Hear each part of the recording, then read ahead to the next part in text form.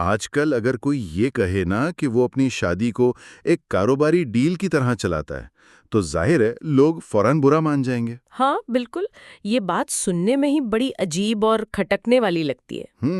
لیکن حقیقت یہ ہے کہ ہمارے معاشرے کا ایک بہت بڑا حصہ لاشعوری طور پر ہی صحیح بالکل یہی کر رہا ہے۔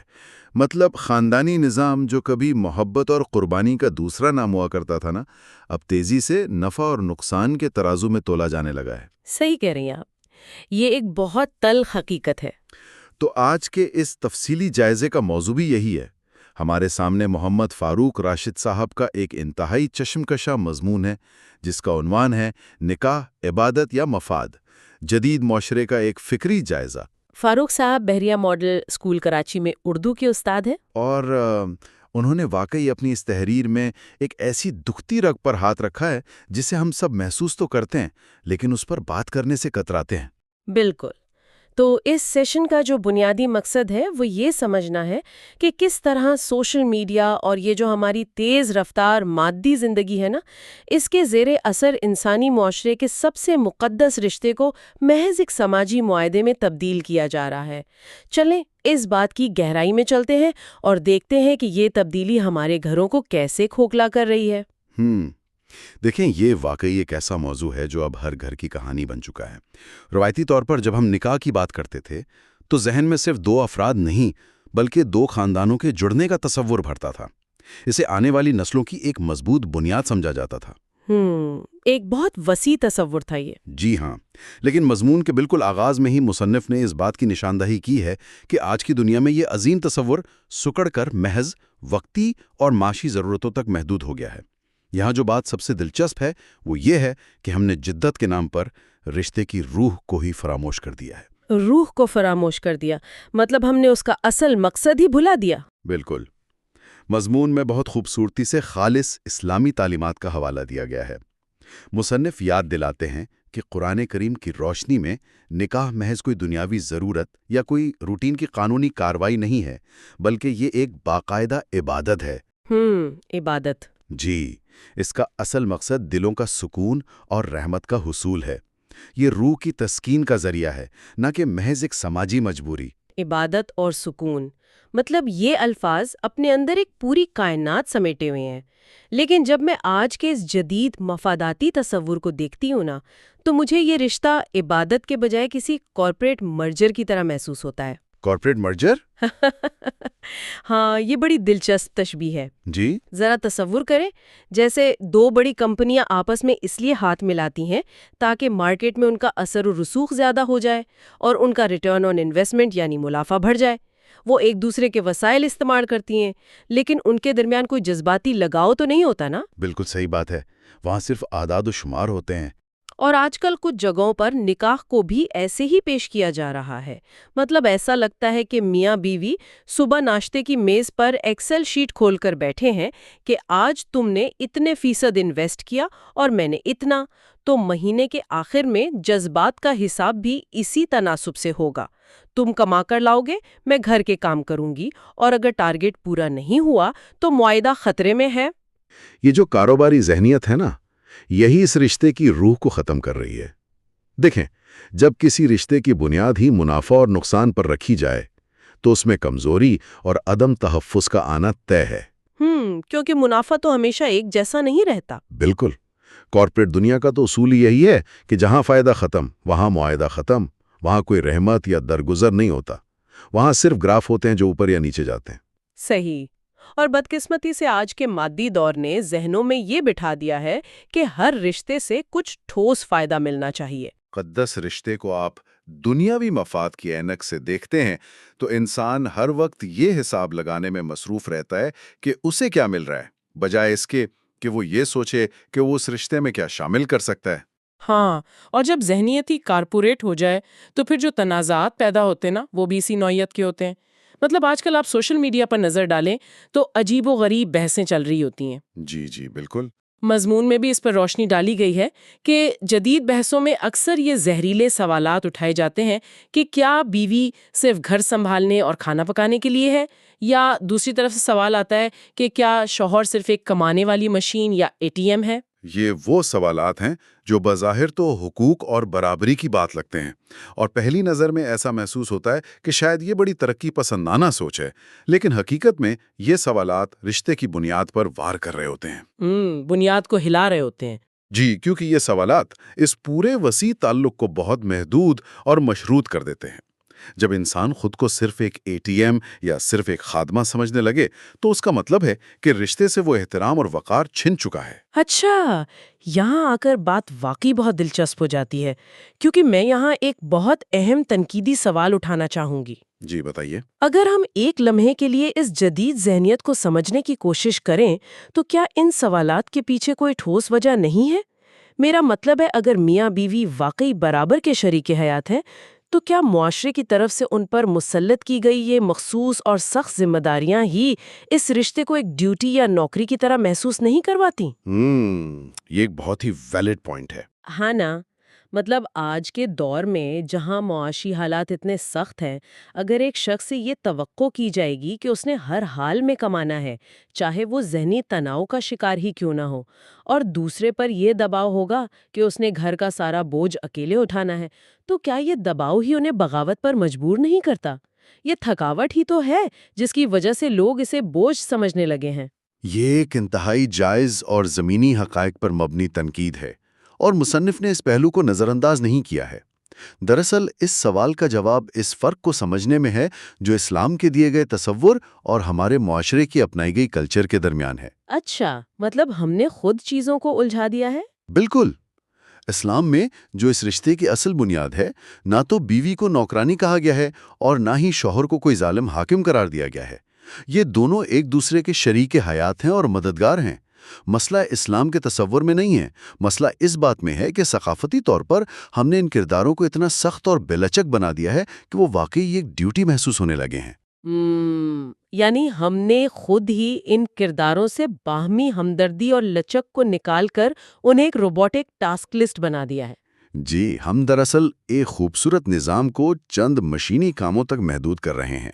لیکن پھر یہاں یہ سوال پیدا ہوتا ہے کہ اگر یہ رشتے واقعی برابری پر مبنی ہیں تو پھر ان میں ذمہ داریوں کی وہ تفصیلی تقسیم کیوں رکھی گئی ہے جس کا ذکر مصنف کر رہے ہیں؟ مطلب شوہر کے ذمے کفالت اور بیوی کے ذمے گھر کا نظام، اس تقسیم کا اصل مقصد کیا ہے؟ اگر ہم اسے وسیع تر تناظر میں دیکھیں تو اس تقسیم کا مقصد کسی بھی فریق کو کمتر یا برتر ثابت کرنا ہرگز نہیں ہے۔ کسی بھی پیچیدہ نظام کو کامیابی سے چلنے کے لیے ایک ترتیب کی ضرورت ہوتی ہے۔ اسے ایک جدید کمپیوٹر سسٹم کی طرح سمجھیے۔ کمپیوٹر سسٹم، اچھا۔ ہاں، دیکھیں، ایک کمپیوٹر میں دو بنیادی چیزیں ہوتی ہیں: ہارڈ ویئر اور سافٹ ویئر یا آپریٹنگ سسٹم۔ ہارڈ ویئر کا کام بیرونی ڈھانچہ فراہم کرنا، انرجی لانا اور سسٹم کو بیرونی عوامل سے محفوظ رکھنا ہے۔ صحیح۔ جبکہ سافٹ ویئر کا کام اس ڈھانچے کے اندر موجود تمام فنکشنز کو منظم کرنا، زندگی بھرنا اور سسٹم کو اس قابل بنانا ہے کہ وہ کوئی کارآمد کام کر سکے۔ اب کیا کوئی کہہ سکتا ہے کہ ہارڈ ویئر سافٹ ویئر سے بہتر ہے؟ بالکل نہیں۔ ہاں، دونوں کے بغیر گزارا نہیں ہے۔ بہترین سافٹ ویئر کے بغیر مہنگا ترین لیپ ٹاپ بھی صرف پلاسٹک کا ڈبہ ہے، اور ہارڈ ویئر کے بغیر بہترین سافٹ ویئر محض ایک کوڈ ہے۔ خاندانی نظام میں بھی معاشی کفالت اور بیرونی معاملات سنبھالنے کی ذمہ داری ایک ہارڈ ویئر کی طرح ہے، اور گھر کا نظم و نسق، بچوں کی تربیت، یہ سب ایک آپریٹنگ سسٹم کی طرح ہے۔ یہ ایک مکمل ایکو سسٹم ہے جہاں دونوں کے ملنے سے زندگی چلتی ہے۔ ارے واہ، یہ ہارڈ ویئر اور سافٹ ویئر والی تشبیہ واقعی اس پورے نظام کو بہت واضح کر دیتی ہے۔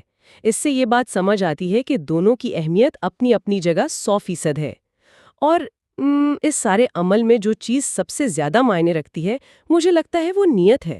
بالکل صحیح کہا آپ نے، نیت کا کردار سب سے اہم ہے۔ جی، کیونکہ جب اس نظام کو ایک بوجھ کے بجائے اللہ کی رضا اور باہمی تعاون کی نیت سے اپنایا جاتا ہے تو یہی کام ایک خوبصورت تعاون بن جاتا ہے۔ جب ایک شوہر صبح سویرے رزق حلال کمانے جاتا ہے اور اس کے ذہن میں یہ ہوتا ہے کہ وہ ایک اخلاقی فریضہ ادا کر رہا ہے تو وہ مشین نہیں رہتا، وہ ایک محافظ بن جاتا ہے۔ بے شک۔ اسی طرح جب ایک بیوی گھر کو سنبھالتی ہے اور اس کی نیت اپنے گھر کو ایک پرسکون پناہ گاہ بنانے کی ہوتی ہے تو وہ کوئی خادمہ نہیں رہتی، وہ اس پورے خاندان کا دل اور روح بن جاتی ہے۔ دیکھیں نا، نیت ہی وہ کیمیا ہے جو مٹی کو سونا بنا دیتی ہے۔ جب نیت خالص ہوتی ہے تو انسان کو تھکان میں بھی سکون ملتا ہے. اسے محسوس ہوتا ہے کہ اس کی محنت رائے گاہ نہیں جا رہی بلکہ ایک بڑے مقصد کی تکمیل کر رہی ہے. لیکن، اور یہ بہت بڑا لیکن ہے، جیسے ہی اس پورے منظر نامے سے اس روحانی پہلو کو نکال دیا جاتا ہے نا، تو اچانک وہ سب کچھ تلخ ہو جاتا ہے. ہاں، تب وہ استحصال محسوس ہونے لگتا ہے. بالکل، استحصال. شوہر کو لگنے لگتا ہے کہ اس کا صرف معاشی استحصال ہو رہا ہے، اور بیوی کو لگنے لگتا ہے کہ اس کی حیثیت گھر کے ایک بے دام ملازم سے زیادہ نہیں. کام وہی ہے، لیکن روح نکل جانے سے سارا نظام اذیتناک بن گیا. اور یہی وہ المیہ ہے جس کا شکار آج کا جدید معاشرہ ہو رہا ہے. ہم نے ظاہری ڈھانچے کو تو قائم رکھا ہوا ہے، لیکن اس کے اندر سے وہ روحانی طاقت نکال دی ہے جو اسے جوڑے رکھتی تھی. ہم توقعات تو رکھتے ہیں، لیکن جو جذباتی غذا چاہیے وہ دینا بند کر دی ہے. اور یہ نکتہ ہمیں بڑی قدرتی طور پر اس سوال کی طرف لے جاتا ہے کہ جب رشتے سے یہ روحانی غذا نکل جائے تو باقی کیا بچتا ہے؟ مضمون میں دنیاوی بنیادوں کی کمزوری کا بڑا تفصیلی ذکر کیا گیا ہے. جی، مصنف بتاتے ہیں کہ اگر ہم نکاح سے اس اعلیٰ مقصد کو نکال دیں تو پھر بنیاد صرف وقتی خواہشات، پیسے یا ظاہری خوبصورتی پر رہ جاتی ہے، اور یہ بہت خطرناک ہے. ظاہر ہے، کیونکہ یہ چیزیں تو عارضی ہیں. بالکل، یہ ایک انتہائی سخت انتباہ ہے. ذرا غور کریں، یہ تمام دنیاوی چیزیں، پیسہ، حسن، سماجی رتبہ، ان میں ایک چیز مشترک ہے کہ یہ کبھی ایک جیسی نہیں رہتی. معاشی حالات بدل سکتے ہیں، ایک امیر انسان دیوالیہ ہو سکتا ہے، ظاہری خوبصورتی عمر کے ساتھ ڈھل جاتی ہے.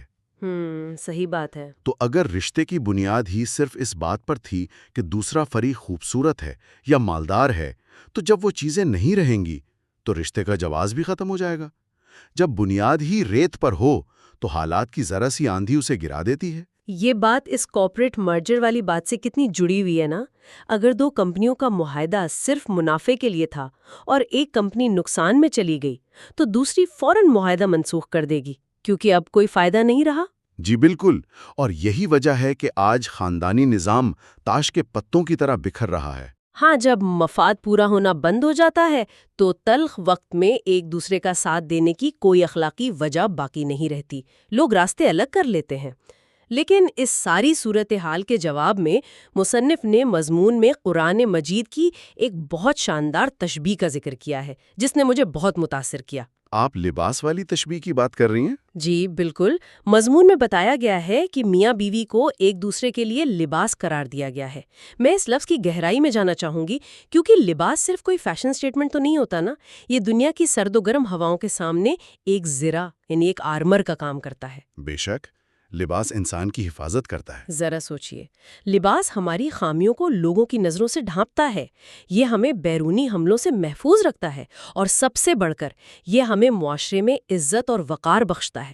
یہ تشبیہ اپنے اندر انسانی نفسیات کا پورا نچوڑ رکھتی ہے. دیکھیں، جب آپ کسی کو اپنا لباس سمجھتے ہیں تو آپ اسے خود سے الگ تصور نہیں کرتے. آپ دنیا کے سامنے اس کی خامیوں کا تماشا نہیں بناتے، کیونکہ اس کی بے عزتی دراصل آپ کے اپنے لباس کے چاک ہونے کے مترادف ہے. بالکل.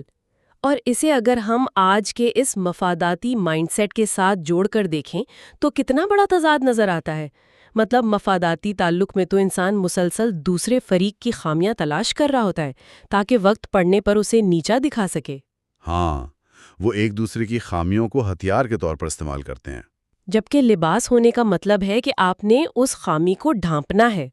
ایک مفاداتی سوچ میں انسان دوسرے کو ذرا نہیں بلکہ ایک حریف سمجھتا ہے. کتنا فرق ہے ان دونوں رویوں میں. ایک رویہ رشتے کو میدان جنگ بنا دیتا ہے اور دوسرا اسے ایک محفوظ پناہ گاہ. اور یہی وہ مقام ہے جہاں جدید دور کے انسان کو رک کر سوچنے کی ضرورت ہے.